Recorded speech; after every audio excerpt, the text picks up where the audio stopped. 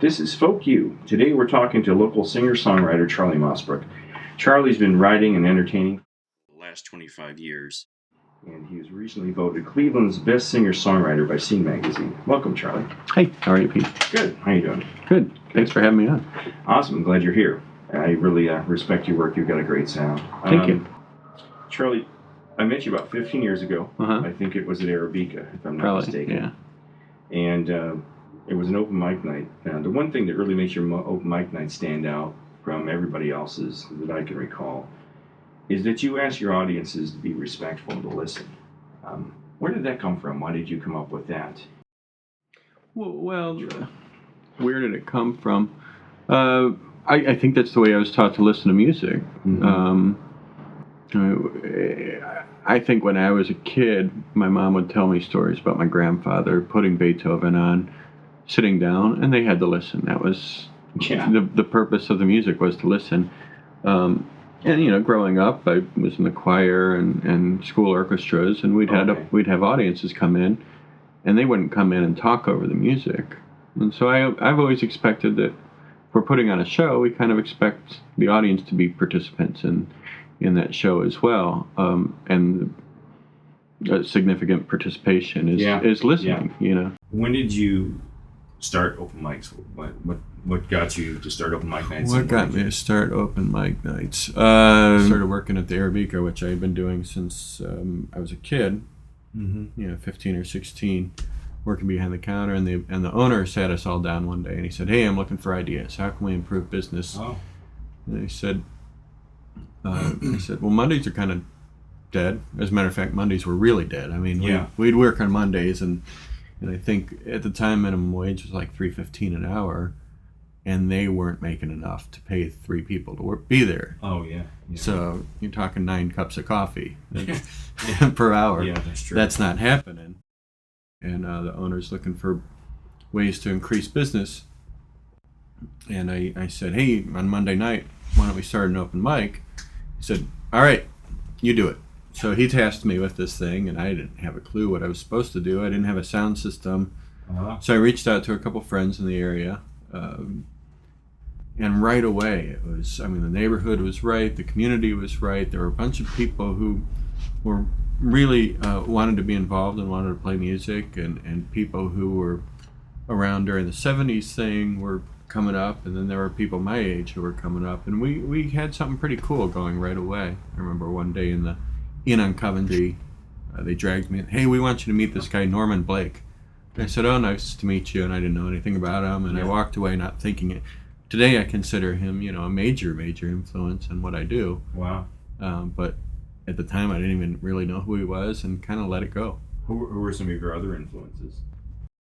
I mean, it's a long life, and you listen to a lot of music, so it's hard to pinpoint, but I always put Woody Guthrie pretty much. I mean, when I was in high school, I knew that I liked songwriting, and I was into the Rolling Stones and the Who, and then I started discovering the Grateful Dead, and through the Grateful Dead I was starting to wake up to some more folk based stuff, and then I was a fan of the Steinbeck books, so a teacher suggested I read Bound for Glory, and I read that, and the Woody Guthrie book. I think I may have a copy here. Oh, really? Yeah. Here we have Woody Guthrie's A Bound for Glory. This was read by my girlfriend about a year ago while I was out on the road, but she gave it to me for my birthday a year ago. So I read that book and really just got hooked into who this Woody Guthrie character was, and started thinking in terms of being a songwriter. Mm-hmm. I had written poetry as a young teenager and started to learn 2 or 3 chords, and quickly adapted to taking my poetry, creating this melody. Your music, as I've listened to it in more detail now, it's really folk music, I think, in a purest form. And you tackle some topics in your music, including your spinal cord injury, with this optimism. You have this warm quality to your vocals that's similar to James Taylor, where it sounds warm. To me, his vocals sound very warm and and friendly. And you come off that same way, and your songs that you write about your experiences, recent experiences, sound to me optimistic. I like to think that I go forward in life with a sense of I want to go forward. I get up in the morning, I think, Yeah. coffee. And it gets me out of bed, and Yeah. I think, oh Yeah. God, I'm going to go drink this wonderful cup of coffee. I like to think that what I'm doing in life, there's a purpose for it, and that the things that go on in life have purposes behind them, and that the world is a beautiful place. And That's nice. And you may not always feel great, obviously, but I just hear a real nice warmth and a positiveness. I like to think things are Yeah. going to be okay. Yeah, well, that's cool. And even if things aren't always going to be okay, we can still be okay. Yeah. When I was going through physical therapy after the surgery to stop the spinal cord injury from causing more problems, it was no longer the darkest part. The dark part of my life was walking up the stairs into my apartment in February of 2010 after coming in off the streets, and I didn't have, I'm walking down an ice-riddled street, snow everywhere, I can barely walk, I'm falling down pretty consistently. Walking, 500 yards is extremely painful for me. Sure. It's not an easy task. I have to Sure. work very hard with each step and be very focused on each step. One false step and I'm on the ground. And when I didn't know what was going on with me, I didn't know if there was a tumor on my brainstem, I didn't know if I had MS, I had no clue what was wrong with me, but I knew my life was my body was not behaving the way my body was. I was an Ironman triathlete. Something wasn't right. Now, Something this was. is prior to being diagnosed when you're walking out. Yeah. Okay. I'm. And it was a dark time. I remember climbing up the stairs. It was cold. It was dark. It was nasty. I was in extreme pain. I was pretty lonely, even though I still, I had a lot of friends around me. Sure. But there was this loneliness, like, what's going on with me? I don't know what's going on here. So when you finally come out of that and you get your diagnosis, for me there was a joy in that, because now I knew what I was contending with. Now I knew. Oh, yeah. Now I knew what I was up against, and life is still difficult. I mean, if I sit in a chair like this, there's a good chance I'm not going to get up and get myself a glass of water, because it's too hard to get up and go get a glass of water. Mm-hmm. So in the house, a lot of times I'll ride around in the wheelchair. I'm pointing at a wheelchair. You can't see it. But I'll use the wheelchair because it just makes me more active around the apartment. So Sure. I'm more likely to dust things or go get a glass of water or cook lunch or go into the studio and do stuff. And the wheelchair is actually a really nice chair to practice because it's got a natural footstool. Oh yeah. Now, you grew up in a house. Your father, Joe Mosbrook, who's been in TV here in Cleveland and on radio, he's a big jazz aficionado. Yeah. He grew up listening Big to a lot of enthusiast. jazz.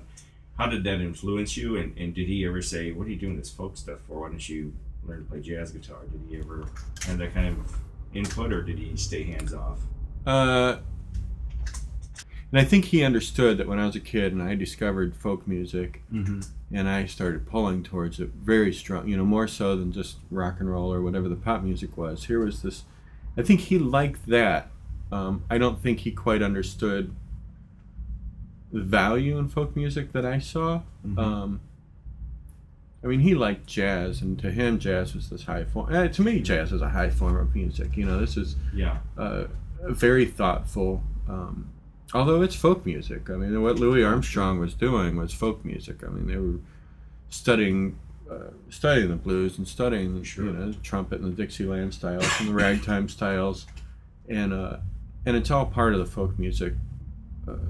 American folk music. Definitely. That's inclusive, Yeah. I think. What are you working on? Any current projects or music CDs or anything like that? Yeah.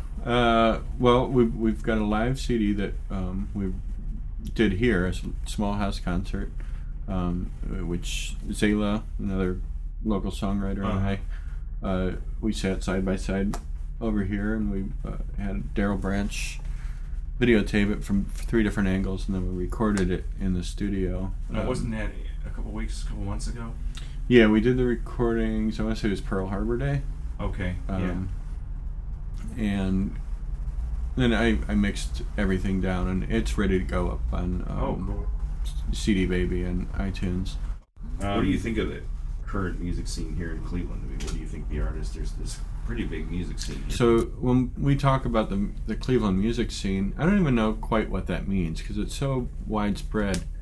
I'm definitely focused on the folk music community and not even the folk rock like. I think where we're at right now in the 21st century, because we have this internet device and we have the internet, the interwebs, and we have recording devices that are really good. I mean, with very little money, I can do a really beautiful recording in my home and publish it to the world. Isn't that awesome? And so, in the mid '90s, we're making cassette tapes from multi-track cassette recorders. They didn't sound that great. No. Where the equipment that was available, we didn't have these $100 condenser microphones. A condenser microphone was a serious investment. Oh yeah. Now they're knocking these things out in China, and we buy them for $70. You've been watching Folk You here on YouTube. I'm Pete Tompkins, and you've been watching an interview with singer-songwriter Charlie Mosbrook. Charlie's now going to play us a brand new song of his. It's a great tune called Easy Win.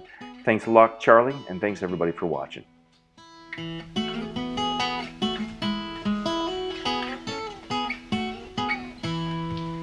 There's an old man pushing his walker up over Coventry Hill. He hasn't got long and it doesn't need much, but he still needs some kind of thrill. He says, give me a couple of tickets, the kind with an instant win. I'll scratch them all off, match 3 of a kind. If I do, we'll get to play again.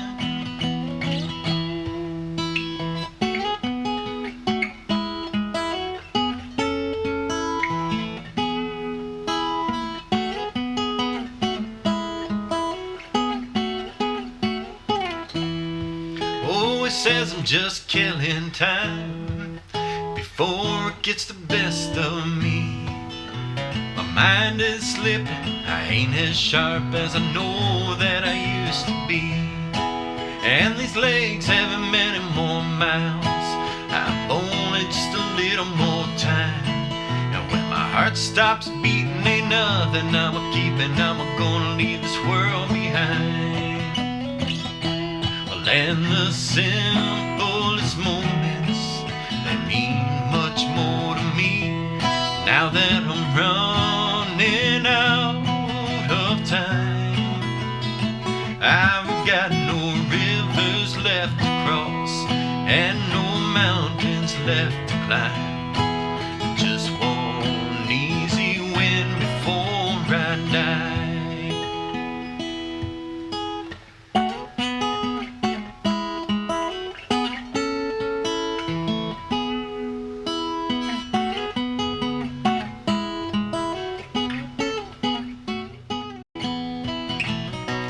I like to get out, cause no one ever comes to see me. I still need contact, I need to have you hear me speak. Oh, just to know that I'm still